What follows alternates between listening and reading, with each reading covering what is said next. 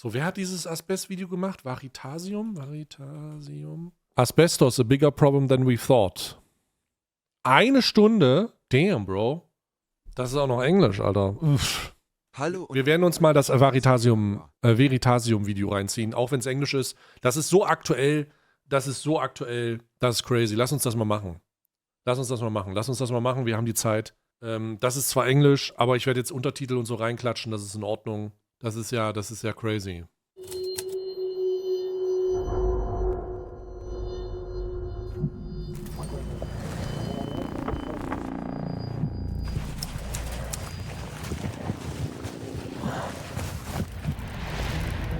They're just everywhere. Whoa, this is really blue. You should come, like, this is so blue. Look at how many you're finding. I feel like Gollum. Precious. If it weren't so dangerous, it'd be a fun activity to do. These are the big. Das ist ein Asbeststein, oder was? So what about all the particles you can't see? This same kind of material was used in the construction of the World Trade Center buildings. What?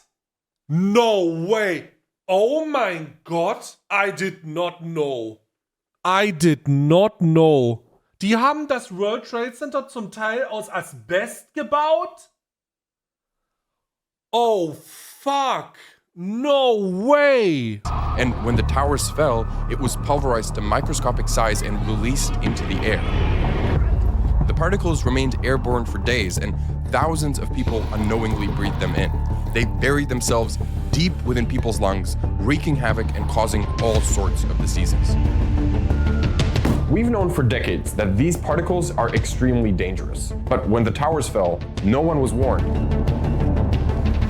The concentrations are such that they don't pose a health hazard.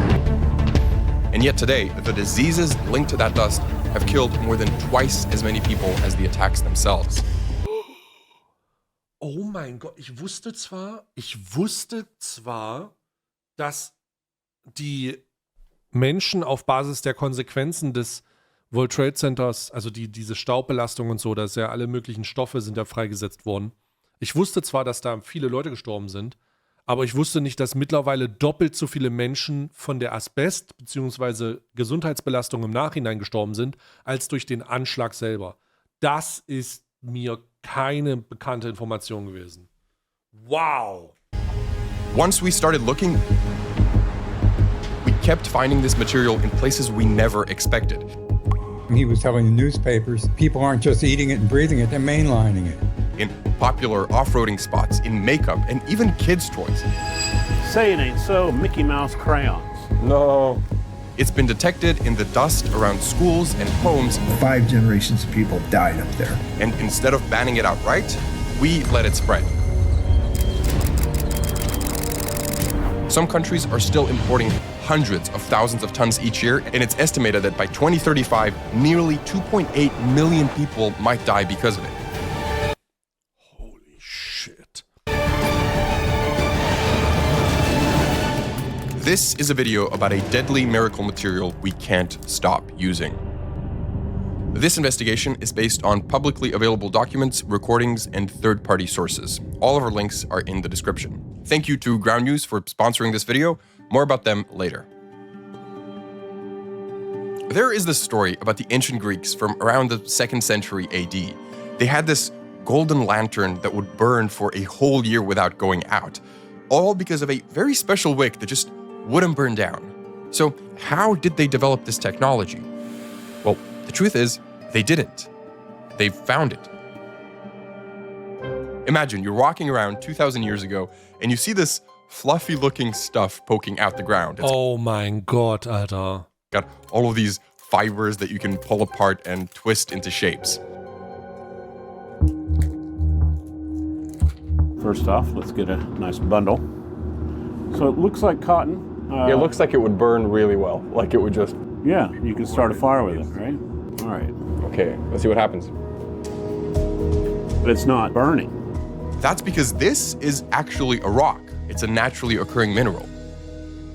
The core building block is simple. It's a silicon atom surrounded by 4 oxygen atoms. Ein Asbestrückbau beim World Trade Center wurde mal auf $200 Millionen geschätzt. Uff. Now, silicon has 4 electrons in its outer shell, but it really wants 8. So each of the oxygens shares 1 electron with it. But oxygen doesn't share evenly. Since it's more electronegative than silicon, it pulls those shared electrons closer to itself.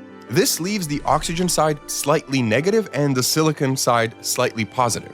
Now there's an electrostatic attraction between these atoms which pulls the atoms closer together and strengthens this bond.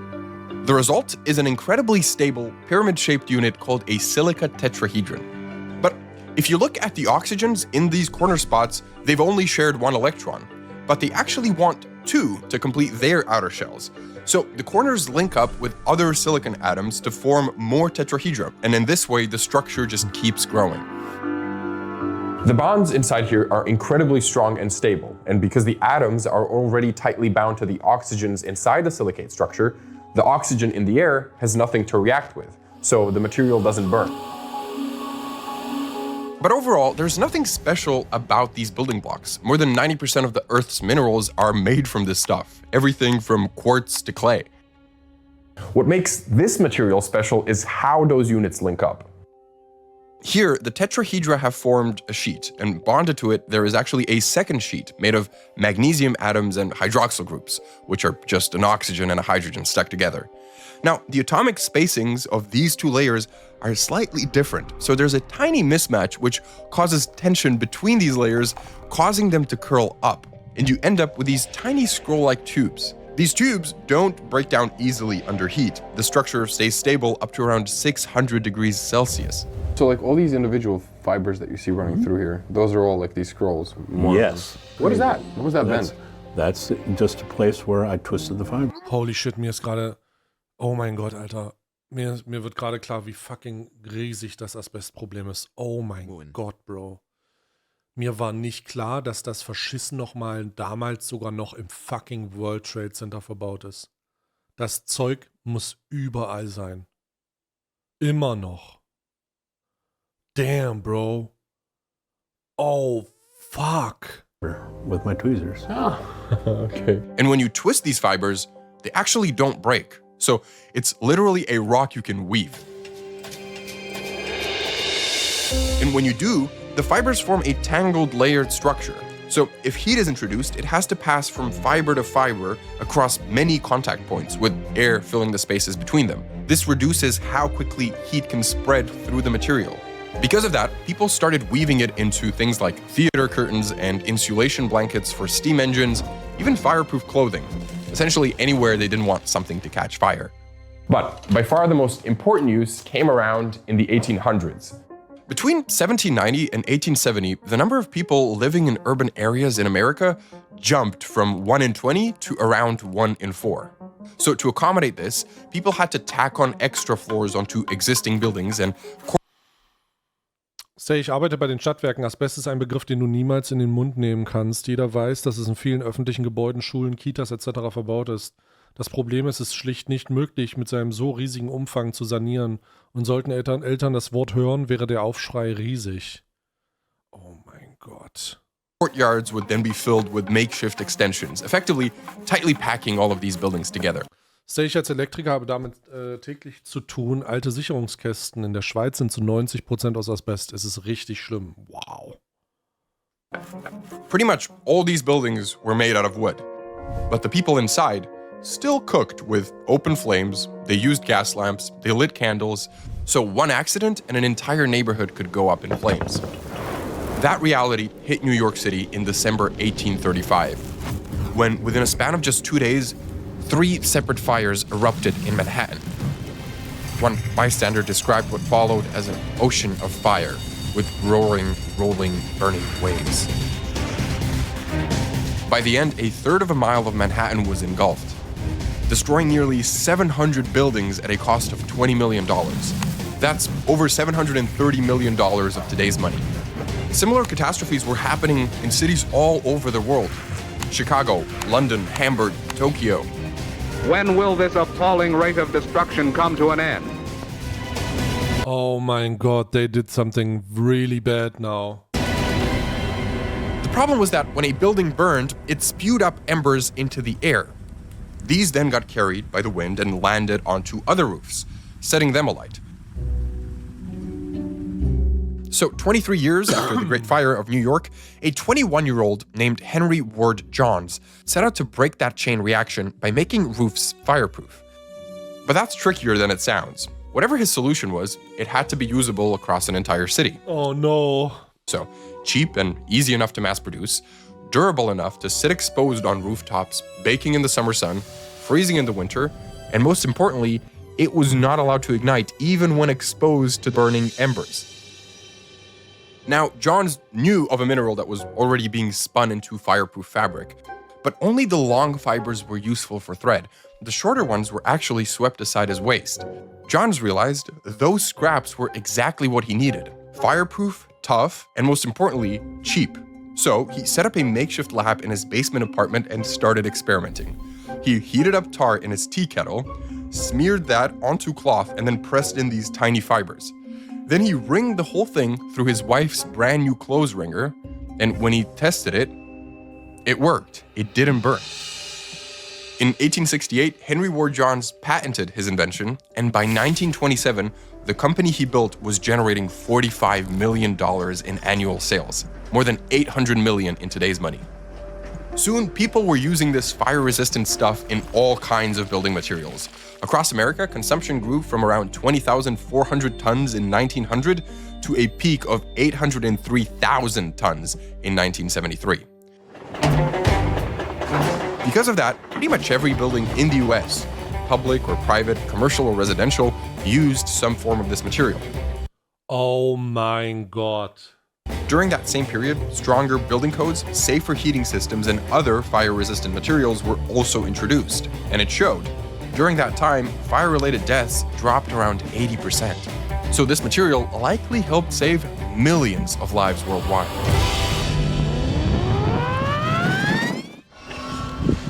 Because it couldn't be destroyed by fire, the name the ancient Greeks gave it, it stuck around.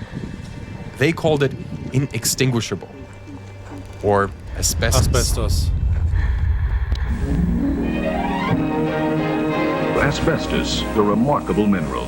By the mid-20th century, asbestos was everywhere. Inside brake pads, toasters, ironing boards, hair dryers. What? Surgical dressings. What? And blankets. You know, brewers filtered beer through it. Oh my God! One brand of toothpaste even used it for extra polish.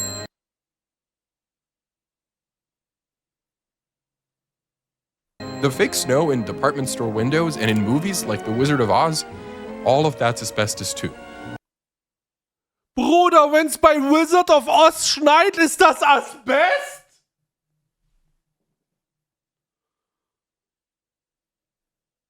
Oh mein Gott, Bro. Das ist... Oh, das wusste ich auch nicht.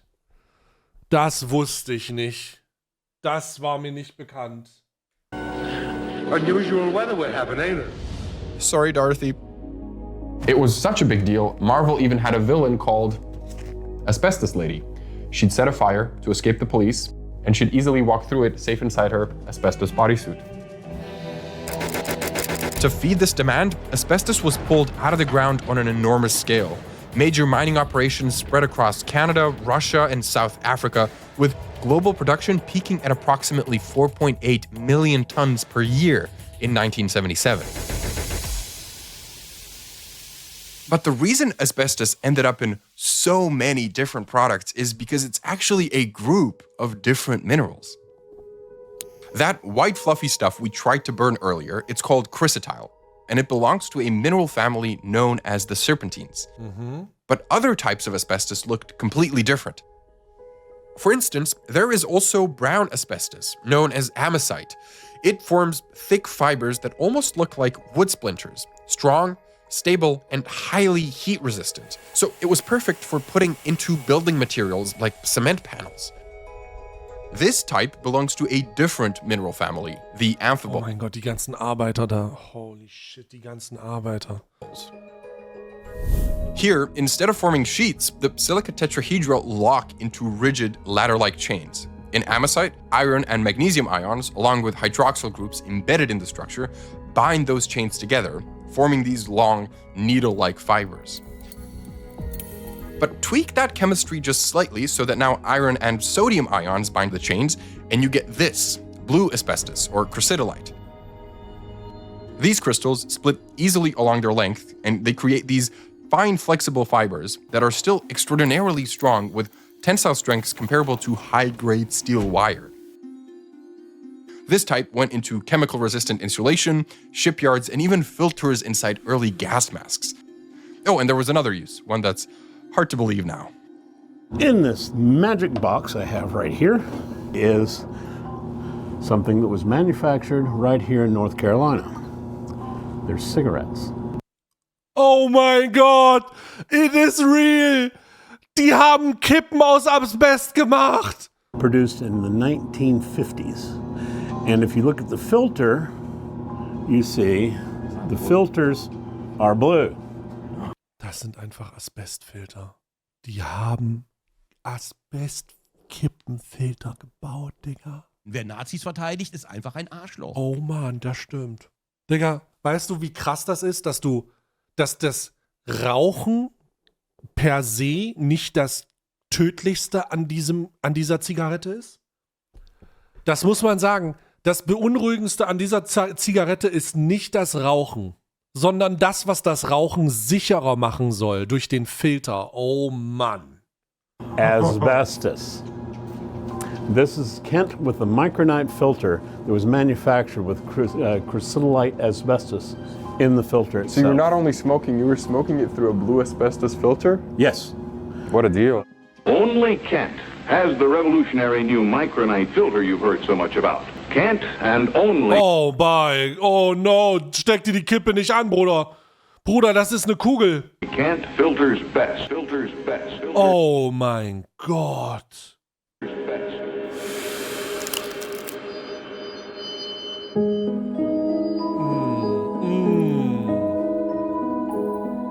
In the early 1900s, a young woman named Nellie Kershaw worked in a factory that spun asbestos fibers into threads. Every day, she breathed in the dust that those machines threw into the air. So by her early 30s, she was so sick she could barely breathe. And when she finally decided to ask the factory for help, they refused. They said helping out workers would set a dangerous precedent. Nellie died shortly after, at the age of just 33. Nellie's case caught the attention of pathologist Dr. William Cook. When he opened up her chest, her lungs were gray and scarred, almost blue-black, like they had a huge internal bruise. And when his scalpel passed through them, they rasped. It was like scraping against sandpaper. The tissue was full of mineral grit, and under the microscope, the cause was unmistakable. Asbestos fibers lodged into the lung tissue. If we were to inhale some type of an asbestos fiber, I kind of think of them as like little microscopic straight arrows. They kind of just shoot down through the nose or the mouth and move down through the trachea. If we continue on going down here, we get smaller and smaller as we penetrate deeper into the lung tissue. And then you get into these alveolar sacs, these asbestos fibers, and they lodge in the tissue there. And lung secretions, enzymes, even white blood cells, they have a really hard time breaking those down. You end up with scarring deep inside the lungs. In 1924, Dr. Cook published the first medical description of this condition, which became known as asbestosis. Oh my God. When these asbestos fibers lodge into the lungs, the body treats them like invaders. Specialized cells called macrophages move in, cells whose job it is to engulf and digest bacteria, dust, or debris. But asbestos fibers are too long and stiff to swallow. It's kind of like trying to eat a toothpick sideways. The macrophages keep trying and failing, and in the process, they release inflammatory chemicals that damage the surrounding lung tissue. So workers breathing in asbestos dust day after day accumulated more and more damage. When doctors sent by the British government examined hundreds of asbestos workers, they found that more than 25% already showed signs of lung disease. And for workers with over 20 years of exposure, that number was closer to 80%. Oh Mann, Alter. So, in 1931, the government officially classified asbestos as a workplace hazard, making it one of the first industrial materials to be regulated for health risks. But the new rules only covered factories where asbestos was manufactured. They didn't extend to other workers like shipbuilders, miners, or construction workers who were regularly exposed to asbestos dust. Across the Atlantic, things weren't much better. There was no binding federal asbestos rules in the States. Oh mein Gott, und wir sehen hier wieder, der Kapitalmarkt setzt sich halt durch, ne? Wie, wir sollen das verbieten, aber wir verdienen ja Geld damit. Das kann ja nicht sein, ne? Du würdest ja auch kein Öl verbieten, oder? Oder? Only a recommendation. Yeah. The US Public Health Service suggested a temporary exposure limit of 5 million asbestos particles for a single cubic foot of air, which meant that a worker breathing normally could inhale over 300 million asbestos particles an hour and still be considered within guidelines. This became especially problematic for shipyard workers when World War II broke out. Ships were packed with asbestos insulation, so workers spent their days cutting and fitting asbestos in thick clouds of fibers. And according to the guidelines of the day, these levels met the official definition of safe working conditions. In fact, asbestos was still marketed as a magic material. A few years earlier, Time magazine actually put Johns Manville's president, What the fuck? Lewis H. Brown, on its April 3rd, 1939 cover. But in the early 1960s, finally, one doctor started connecting the dots on asbestos. Dr. Irving Selikoff was running a small clinic in Paterson, New Jersey, when the local asbestos workers union asked if their members could come and see him. Before long, he'd seen multiple workers with either severe lung scarring or, more concerningly, an extremely rare cancer called mesothelioma. But mesothelioma is strongly associated with asbestos exposure and is cancer of those cells lining the inside of the chest cavity, and most commonly it's this pleural cavity. These pleural membranes are lined with mesothelial cells. Sometimes what happens is the fibers will work their way out of the lung tissue and directly get into this cavity here, and they can literally pierce out the lungs. They cause constant irritation, and over time, that can trigger cancerous changes in the cells that make up those linings. Selikoff. Wie viele Leute ich in meinem Chat schon gelesen habe, wirklich, die schreiben, ja, mein Vater und mein Großvater an dem Bereich gearbeitet hatten damit zu tun, wohl auch daran gestorben und so. Oh mein Gott. Ich frage mich, ob etwas, was wir heute nutzen, in x Jahren genauso gesehen wird. Das ist ja unmöglich zu beantworten. Needed more data to understand the scale of the problem, but factory owners refused to share medical records from their workers with him. So Selikoff had to get creative. See, during World War II, many shipyard workers... Mikroplastik, maybe, ja. Aber das ist ja schon bekannt. Mikroplastik ist ja schon... Das ist jetzt nicht unbekannt. ...employed by the Navy underwent federal... Ich frage mich die ganze Zeit, ob es E-Zigaretten irgendwann erwischt, weil da irgendwas drin ist, was keiner sieht. Weißt du, so, ne? Vaping. ...background checks. Thousands of these men had been working with asbestos to insulate ships. So, using surviving FBI wartime personnel records, Selikoff began tracking them down, and one by one, painstakingly pieced together their medical histories. What emerged wasn't a handful of isolated tragedies, it was a pattern. That exposure proved deadlier than combat itself. 8.6 out of every 1,000 servicemen were killed in action, whereas 14 out of every 1,000 shipyard workers later died from asbestos-related cancers. Oh mein Gott, Alter! Selikoff launched a formal investigation. Oder wenn du an der Front sicherer bist als beim Verbau der Schiffe, dann ist ja was... Alter, what the fuck? To hundreds of asbestos insulation workers. And what he found confirmed his fears.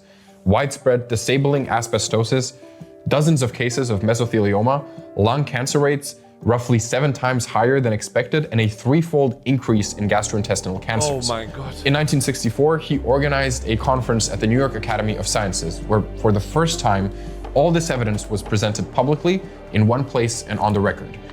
It marked the moment when asbestos stopped being seen as a modern miracle material and instead started being recognized as a public health crisis. But the asbestos industry fought back, trying to discredit Selikoff. Oh mein Gott. Oh no, now it's happening. Industry-funded research groups came out with papers minimizing the risk of exposure and framed... Hoffe ich nicht, ich bin arschsüchtig. E-Zigaretten, ich habe ja selber mal eine E-Zigarette oder gewaped, aber ich habe das immer so gesehen, also meine Nutzungsfrequenz war, E-Zigaretten zu nutzen, um von Zigaretten wegzukommen. Also die Nikotindosis so zu reduzieren, dass es am Ende nur noch Geschmack ist und damit dann einfach aufzuhören. Und ich hoffe, dass das für andere auch möglich ist. Ne? Das ist echt eigentlich nicht geil grundsätzlich. Ne? Framing Selikov's findings as overblown. They started a coordinated PR effort to discredit him, trying to call him alarmist, and starting a rumor that he wasn't even a real doctor just because he got his medical degree out in Scotland. But Selikov kept going. He kept publishing data on the devastating health effects of asbestos exposure. He worked 18-hour days documenting every patient who wrote to him. He contacted policymakers, even world leaders, urging them to take action against asbestos. Wow. Selikov, the legendary doctor who organized this conference in the 1970s, found that intravenous drugs were being contaminated by asbestos filtration. People aren't just eating it and breathing it, they're mainlining it. By the 1970s, no one could deny it any longer. Das ist übrigens so dieses Abziehbild einer Herangehensweise der Diskreditierung, ne? Das haben sie bei der Tabaklobby gemacht, das haben sie bei der Alkoholsache gemacht, scheiße, das machen sie ja immer noch bei Zuckerlobby. Ne? Die Zuckerlobby ist ja genau dasselbe. Factory workers, shipyard insulators, people who'd been exposed decades earlier during the asbestos boom were now turning up with multiple cancers in huge numbers. Asbestos exposure is linked to all sorts of different cancers. Genau, Klimawandel, ja, genau. Das ist immer dieselbe Herangehensweise. Lung tissue has lymphatic vessels in it. You have them throughout your whole body. The asbestos fibers sometimes on their own can migrate into the lymphatic vessels. Sometimes the white blood cells will take it into the lymphatic system. Once you hit the lymphatic system, you have the potential to go anywhere in the human body. Autopsies have found fibers in nearly every organ in the body. The brain, bone marrow, spleen, intestines, pancreas, prostate, ovaries, thyroid, and liver. And in every tissue those fibers reach, they set off the same chain reaction. I'm imagining these white blood cells with personalities, and they get all mad and frustrated because they can't engulf this asbestos fiber. They've coined this term called essentially frustrated phagocytosis. They start releasing these things like reactive oxygen species. They can cause damage to surrounding cells, and really important is damage to DNA. Those cells can start dividing out of control, and they start to clump together, and we start to call those clumps of cells cancer. US courts were flooded with lawsuits against companies like Johns Manville. The harm asbestos caused was well documented. The information was out there. Companies should have known their products were dangerous. They should know what's reasonably available in the public domain about the dangers of asbestos. If they can read asbestos patents, they can read asbestos pathology papers. But the companies denied it. What was needed was definitive evidence that the companies knew their products were killing their workers. Then an attorney, Carl Ash, noticed something strange in the 1974 report by this huge asbestos company called Asbestos Manhattan. See, in this report, the company suggested that they had actually been investigating health hazards of asbestos since the 1930s. So Ash started digging. He filed a request for internal documents, and at first, the company claimed it couldn't find much.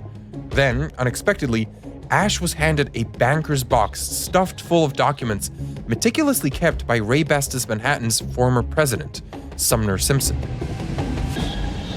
Back in 1935, a journal contacted Simpson because they wanted to write an article about asbestosis. Shortly after, Simpson himself reached out to Johns Manville's lawyer, Van Diver Brown, saying, "I think the less said about asbestos, the better off we are." To which Brown replied, "I quite agree with you that our interests are best served by having asbestosis receive the minimum of publicity." Oh mein Gott.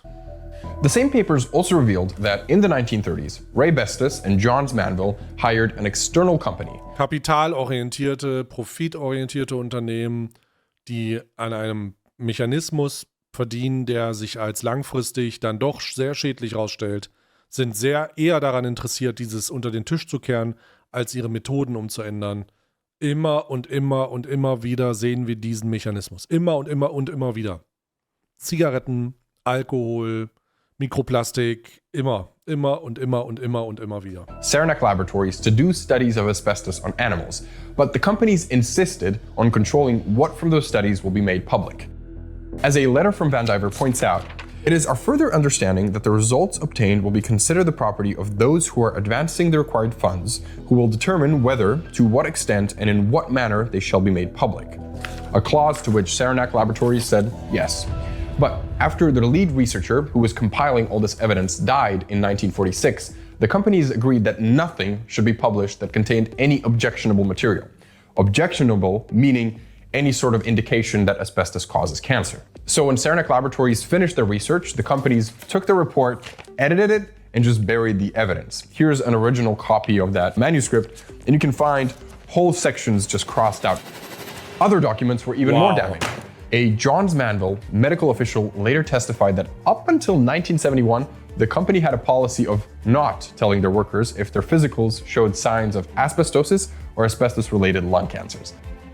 And in sworn testimony, a witness recalled a meeting they had in the early 1940s with the president of Johns Manville, asking why they weren't warning workers about asbestos. As the witness recalls it, they asked, "Do you mean to tell me you would let them work until they dropped dead?"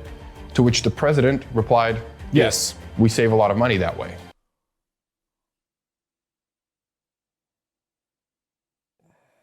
Jesus Christ.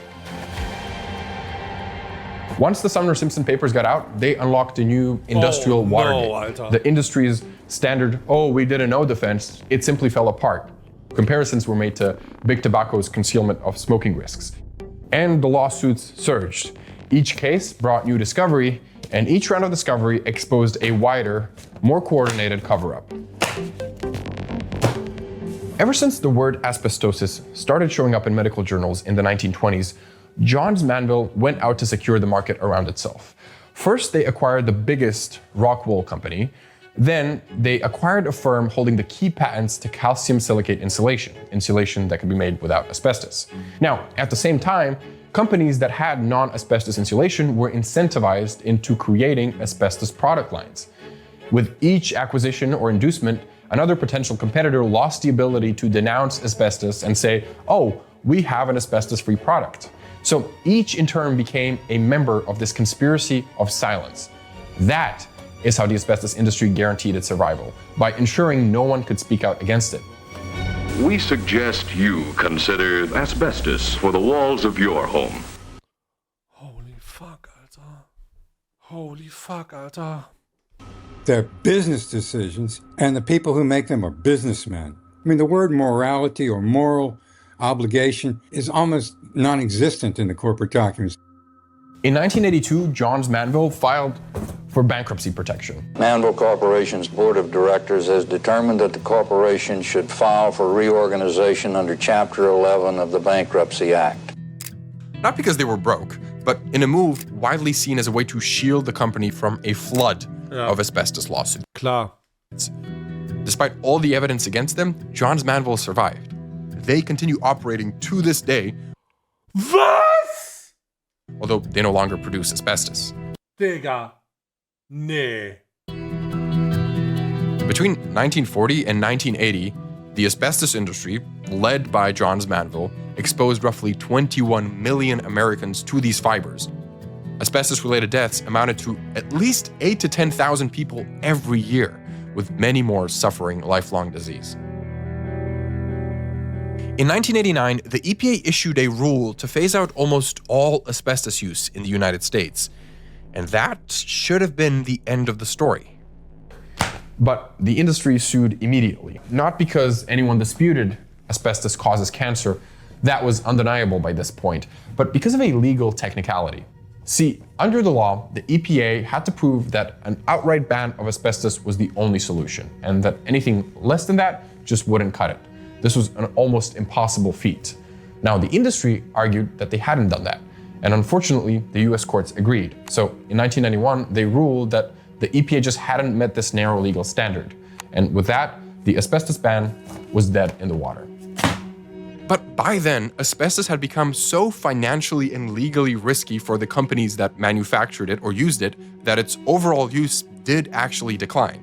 Yet, in the end, after years of trying to define and regulate asbestos, the only thing that truly stuck around was a definition, and a narrow one. Tricetyl and 5 amphiboles, because these were the only ones being mined, sold, and used in factories. Those 6 became the official asbestos minerals, and anything else, no matter how fiber-like or potentially dangerous, well, that doesn't count.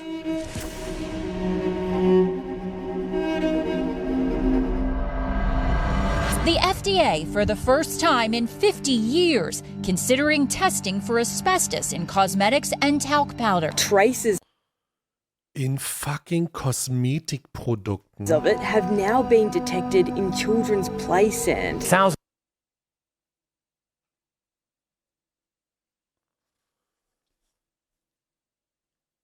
of people are claiming that they developed various forms of cancer after years of using Johnson & Johnson's baby powder.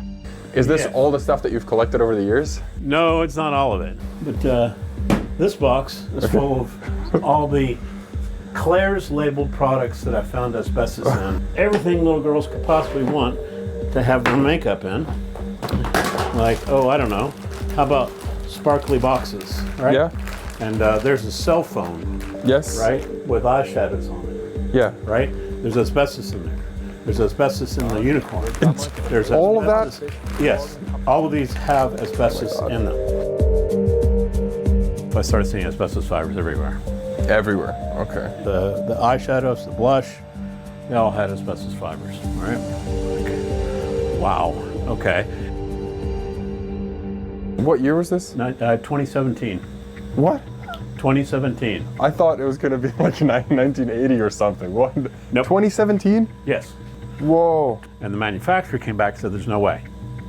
And they sponsored another laboratory to look at the same samples, and they said, no, none of this counts as asbestos. It's all cleavage fragments, or sepulite, clay, or something like that. And it was balderdash, right? I called friends all across the states and said, hey, do you have a Claire's store near you? Can you find the sparkly box, right? And send it to me, pronto. There's Claire's all in all of the malls all across America, and then I looked further, it's all over the world. I mean, every mall, everywhere. And I ended up testing Claire's from Brazil to Japan, to London. I found asbestos. Are you fucking kidding me, bro? Willst du mich komplett verarschen, Bruder? No way.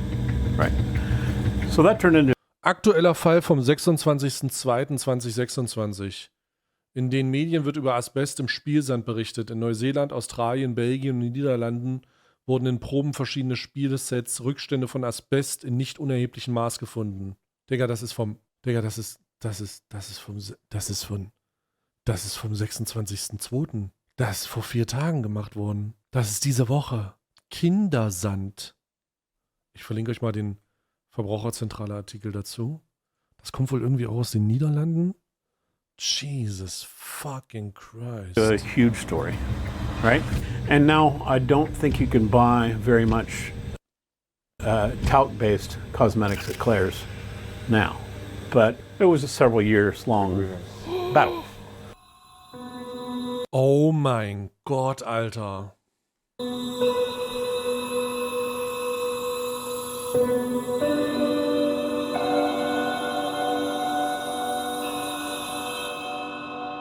These are different products that were sold at toy stores. Like here's the secret spy kit. Yeah. And you see there's a fingerprint kit there, yes. Right? And in that fingerprint kit was a powder in which I found asbestos fibers. Say it ain't so, Mickey Mouse crayons. No. I found asbestos in those. And this keeps happening. Just a couple of months ago, around 70 schools in Australia and New Zealand had to close down because of the asbestos found in children's play sand.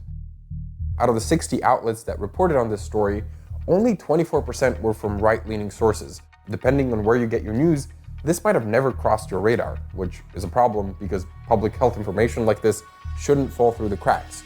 And Ground News, okay. This is why we've asked Ground News to sponsor this video.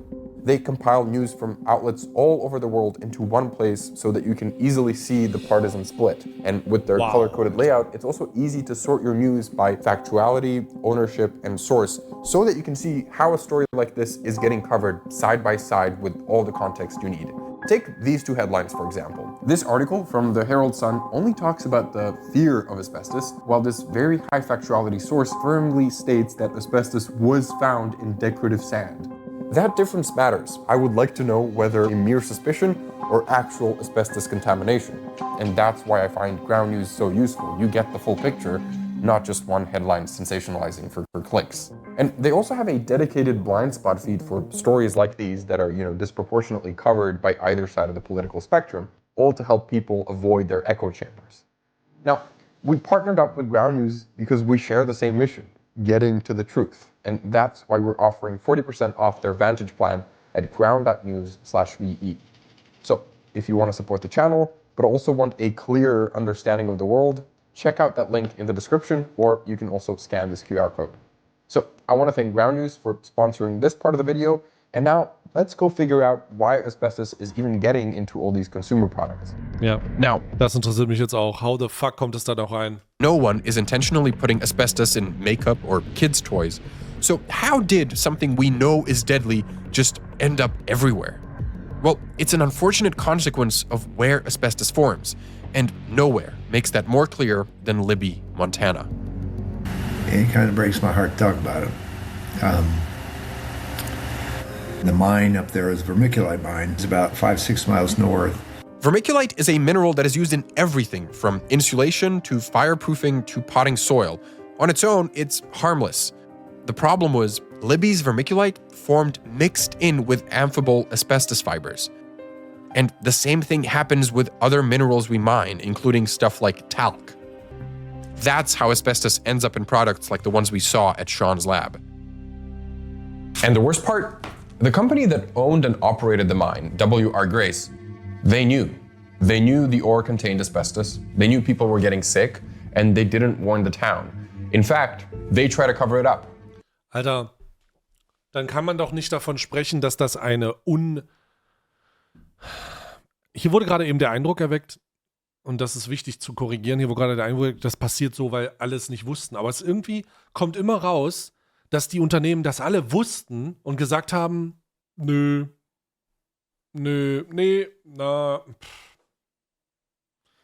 nicht. For almost 30 years. They had hundreds.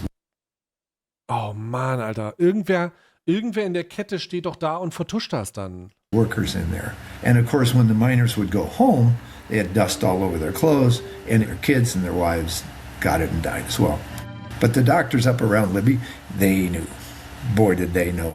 Besides the lung disease and cancers long associated with asbestos exposure, researchers were also finding rates of some... Genau, die von der Mine wussten es, aber der Spielzeug- und Make-up-Hersteller nicht. Das ist genau das Problem. Aber das ist ja trotzdem in der Kette dann ein klarer Verantwortlicher. Und das Problem ist, diese Verantwortlichen werden nie zur Rechenschaft gezogen. Autoimmune diseases were nearly 6 times higher than the national average. And by the time the Libby situation hit the headlines in 1999, reporters documented nearly 200 deaths in a town of fewer than 3,000. And it can take 20 years for it to go, but pretty soon you have no breath at all and you die of asphyxiation. I could tell talking on the phone by somebody's voice how far along they were toward death, because none of them survived. Finally, in 2009, the EPA declared a public health emergency in Libby, calling it the worst case of industrial poisoning of a community in US history.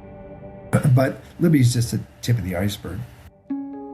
Because Alter, ey, und das ist das hier, das hier, es gibt, glaube ich, keinen besseren sich manifestierenden Grund, ist es so wichtig zu wissen, woher, also Lieferkettengesetze, ne? Also Lieferketten einfach klar zu machen und zu sagen, hey,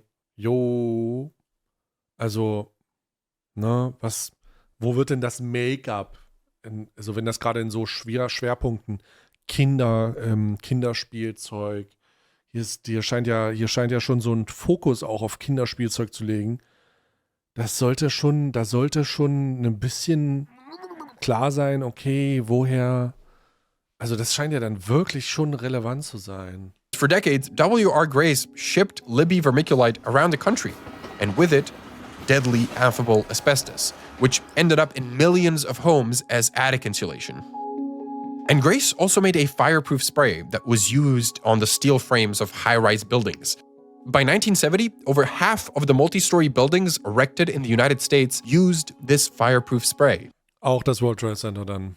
Including the World Trade Center. Oh Mann. But this spray was actually marketed as asbestos-free. According to a later investigation by the New York Times, Grace lobbied regulators to adopt a threshold under which products containing less than 1% of asbestos would not be regulated. Grace argued that the danger of such small amounts had not been proved. Ja, aber in großen Mengen kommen sie ja... Oh mein Gott, what the fuck? This became known as the 1% rule or the Grace rule. That decision didn't just affect the products from Libby's mine, it reshaped how asbestos was detected, regulated, and ignored everywhere.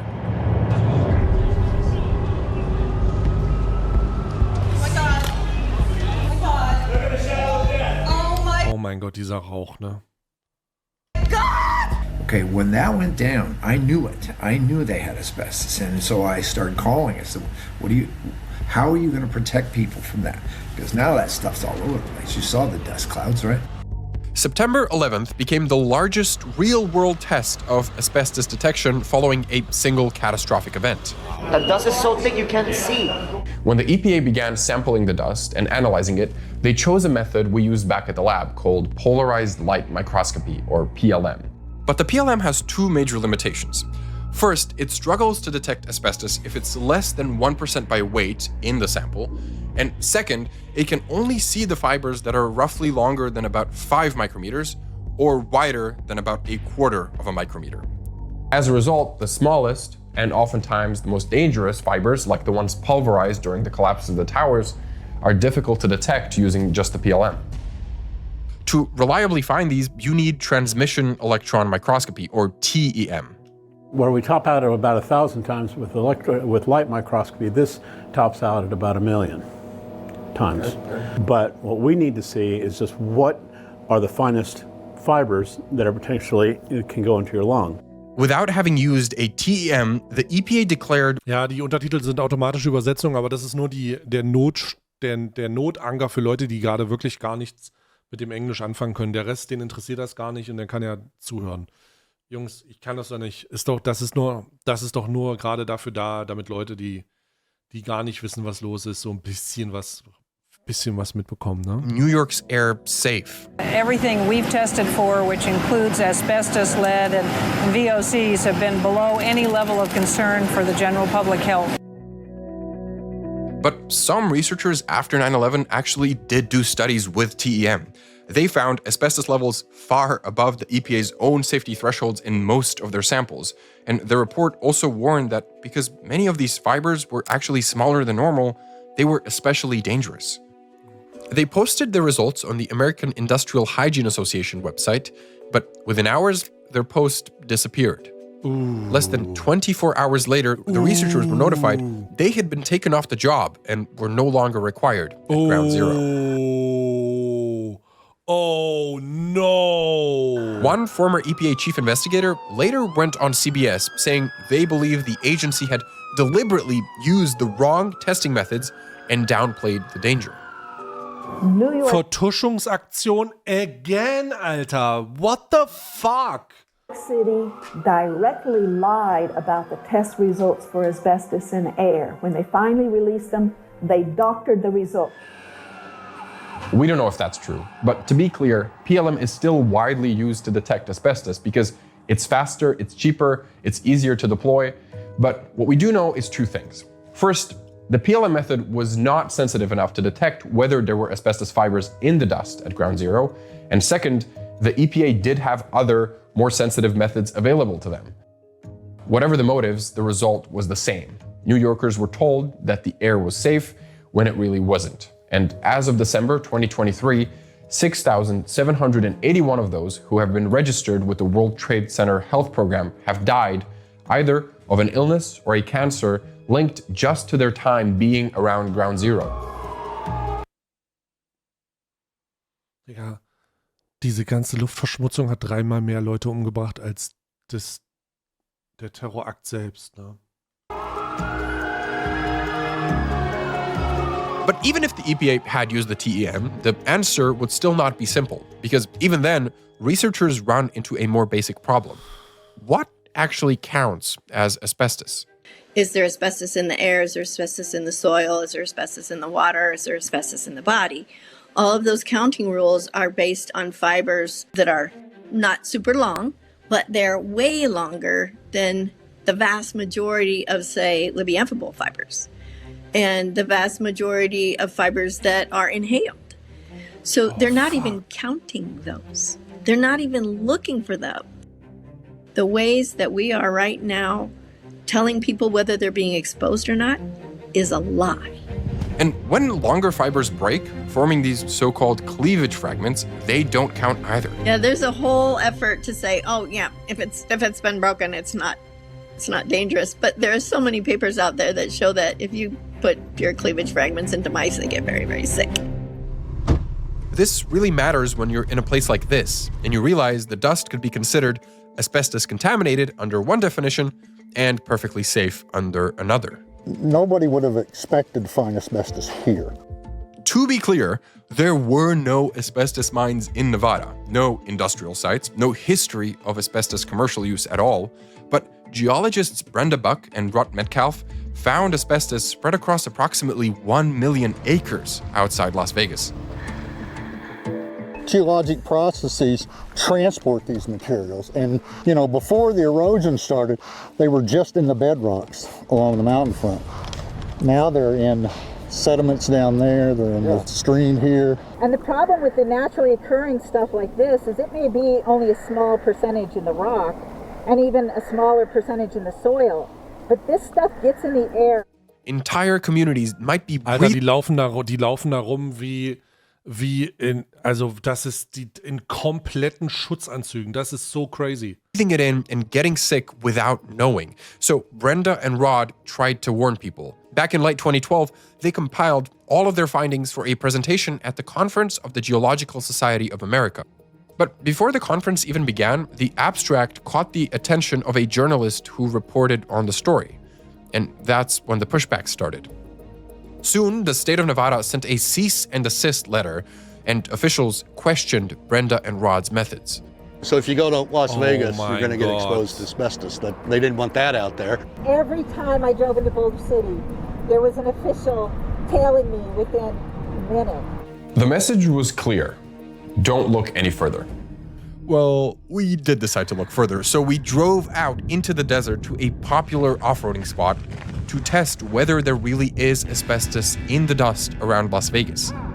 Okay, I'm strapped into a dune buggy here. I'm going to go Oh mein Gott, no fucking way. down in that basin, and Sean's strapped up some dust collectors with receivers in my breathing zone so we can actually figure out how much asbestos I would be inhaling through the dust that I kick up.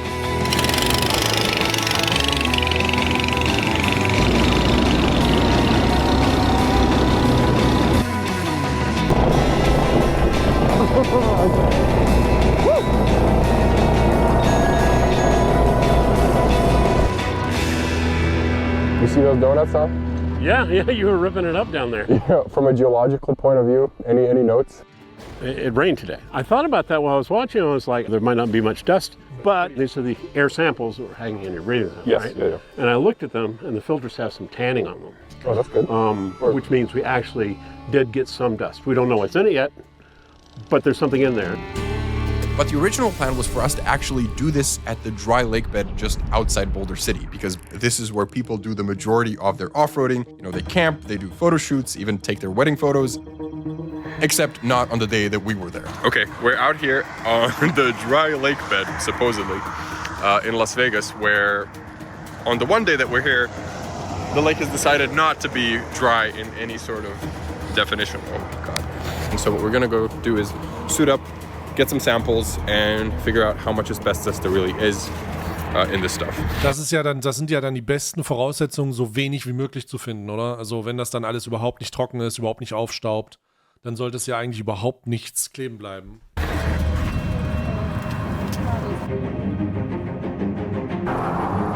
Okay.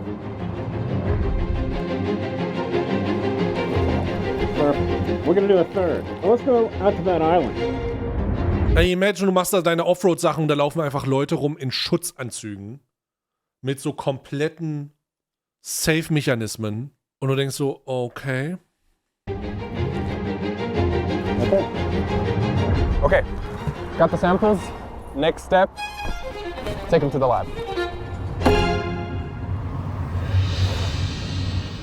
Great to see you guys again. And yeah, good to see you too. Well, we're here for one thing, I suppose. Like, what kind of results did we get? Now, the big reveal. Drum roll, please. I did the dune buggy air samples first. Those samples that you had on your left and right shoulders, I didn't find any asbestos fibers. Okay. Well, I guess that's a bit of a relief. I'm glad we das war jetzt gut. did the demonstration, and I'm kind of glad we didn't find anything, because I'm pretty sure I took my mask off at a few points. I've been in those shoes, like, we didn't find anything. Oh, but wait a minute. I was breathing that. Exactly. So what about the samples in the dry lake bed? Another drum roll. Okay. I found amphibole asbestos. Wow. Okay. It's there. It is there. I counted up a number of fibers, the area of the filter that I analyzed, and I figured out that we had between 30 and 50 million asbestos structures per gram of mud that we were walking through. Whoa. Oh mein Gott. Just to think that we... Oh mein Gott, Alter. We pulled off to the side of the road, walked, 30 meters, took 3 samples, and all of them had these incredibly high concentrations of asbestos right there. It's not like we had to go out to find it. Very wet soil was lucky for us because we know there's asbestos in that soil. Now, think about the guys that go taking their Jeep across there when it is a dry lake. I mean, that was our initial plan, to do the dune buggying there. And I can't like help but think about people drive down that road all the time. They must pull over. They must go down there. Oh mein Gott, bro. Like, just kick dust and rocks, and... We know they do. We know they do. And there's no sign to tell you that there's anything wrong with the dry lake. It's not like we, discovered this. Right. This has been available data since October of 2013 is the actual publication date of naturally occurring asbestos. Alter, da wird einem übel, ne? Also da wird einem wirklich schlecht, wenn man darüber nachdenkt. Das ist eine Touristenattraktion, die testen das kommt zurück, schwer, hochgradig asbestverseucht und nichts, aber auch gar nichts ist die Konsequenz, ja. Potential for human Die Konsequenz ist, reden Sie da mal nicht drüber, wir brauchen die ganzen Touristen. Holy fuck. exposure in southern Nevada by Brenda Buck et al. So 13 years, we've had this data. It's not like we'd rediscovered anything. And that's the other thing that's really hard about this science. You need the public to be aware, but you... Was für ein Trauma, ne? Überall verarbeitet, überall gebaut, in jedem Haus, in jeder Abdeckung, in jeder Isoliermasse, irgendwo wird es drin sein. Alles, was so in den 70ern gebaut wurde, hat vermutlich Asbest in seinen, also 80er, scheiße 90er. Da wird irgendwo Asbest sein. Die ganzen Müllhalden und die ganzen Entsorgungssachen sind ja auch voll davon. Wie entsorgt man denn, wie wickelt man denn Asbest ab, wenn das so ein widerstandsfähiger Stoff ist? You don't want to terrify them. And so how do you find the right way? This will potentially be seen by tens of millions of people, so is there a message you want to get out? This is a natural hazard, just like a lot of things in your life. It's really good for people to know whether or not their house is in a flooding zone, right? It's really good to know about earthquake risks. It's really good to know about hurricanes and tornadoes. Well, this is just another natural hazard, and if you have the information, then you can make better decisions to live a healthier life.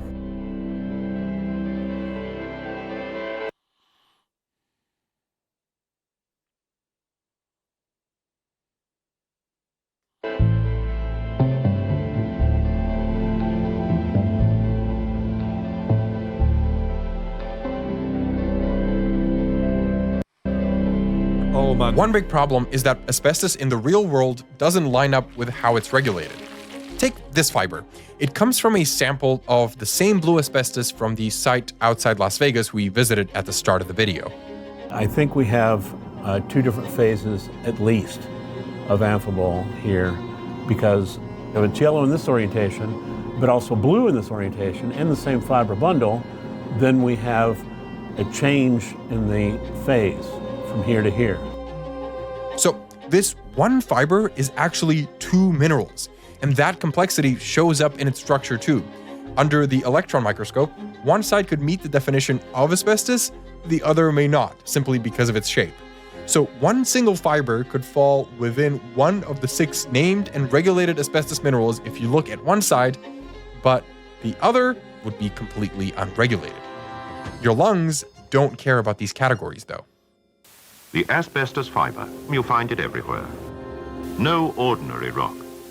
No single rock indeed, but a group of related minerals with characteristics in common, but in varying degrees. Most experts will say, asbestos isn't a mineralogic or a geologic term, it's a commercial one.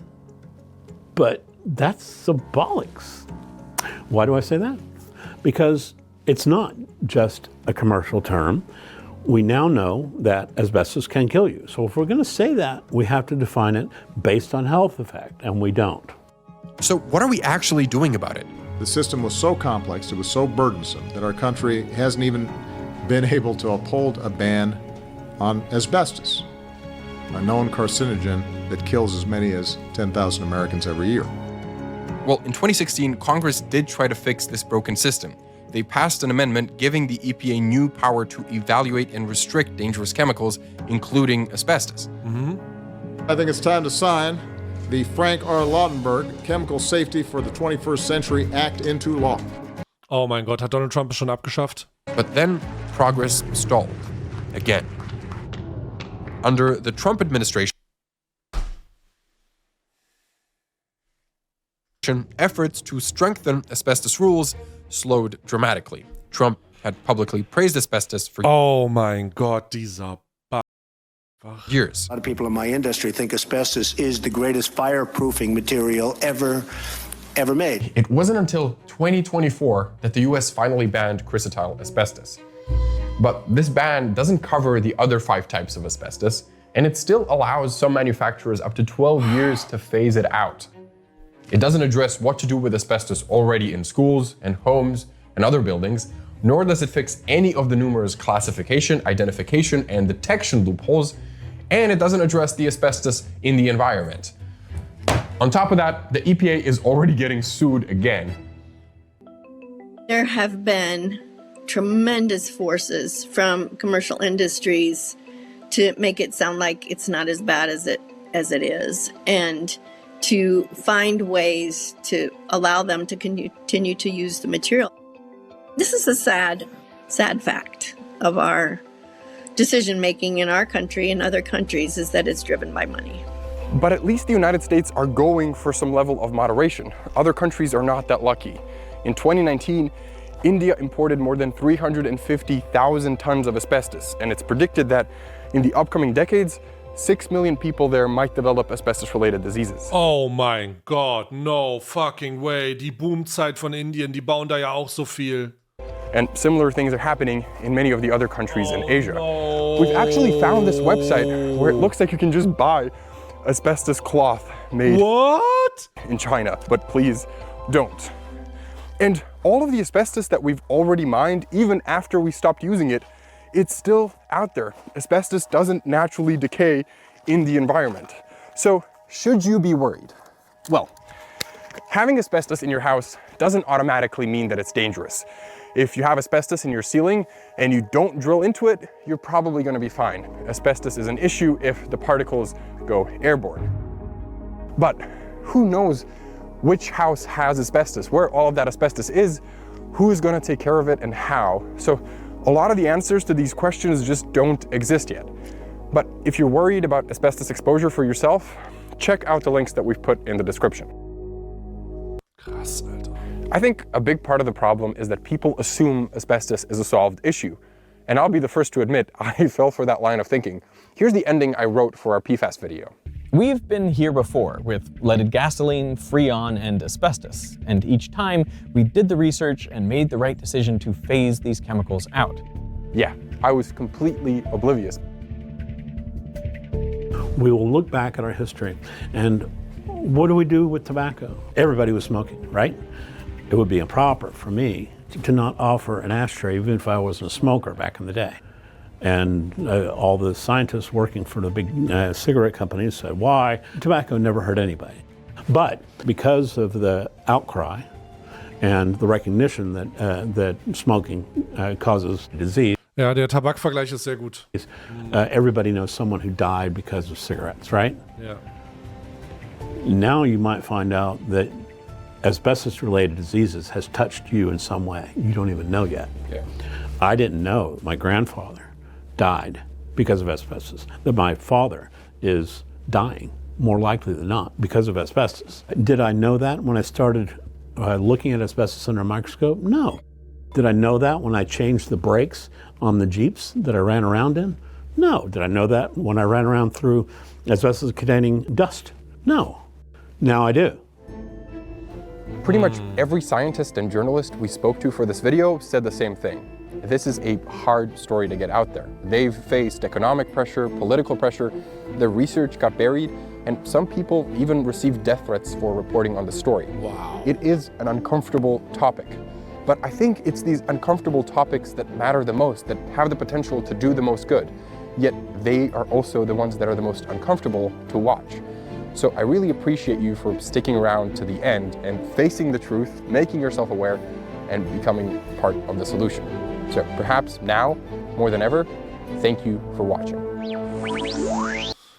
Das ist jetzt nicht ganz 2 Wochen alt, das Video. Es ist also sehr, sehr, sehr, sehr aktuell. Ultra aktuell. Hier ist der Link dazu. Veritasium kennt ihr vielleicht, ne? Das ist riesig. Hat 7 Millionen Aufrufe schon. Oh Mann, Alter. Boah, das macht einem Bauchschmerzen, ne? Boah, fuck me, Alter. Wahnsinn, was für ein Rabbit Hole. Was für ein Rabbit Hole einfach. Was für ein Rabbit Hole. Interessant, aber auch irgendwie erschreckend. Man kriegt schon ein bisschen Sorge. Man kriegt da schon ein bisschen Sorge drum. Ich meine, es ist jetzt nicht so, wenn es verbaut ist, wird es dich angreifen, aber die Tatsache, dass das dann doch so Konsequenzen hat und was es die Auswirkung ist und so, das ist schon gruselig. Muss man ganz klar sagen. Das muss man wirklich ganz klar sagen.